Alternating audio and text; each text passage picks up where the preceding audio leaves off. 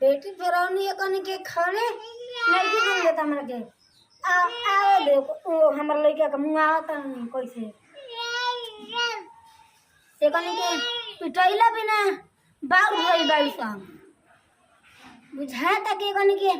लंका मर लेबे जो ऐसे ओकन के बुझाता का ससुर जी का बरबराट करनी हो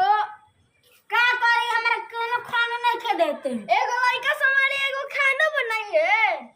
हां तो जा तू लड़का जिंदगी भर संभालते रह जब हां और नहीं तो। लड़का बड़ा ना होई रे तो का होल खाना बना देबे ना लड़का के रख के ना तारा के हमने एको काटा बेसी ना देम खेते तू हमरा खाना नहीं खु देत लड़का संभाले की खाना बनाई हो तो बुझात नहीं के कि लड़का के नीचे रख के आ जब रोवता तो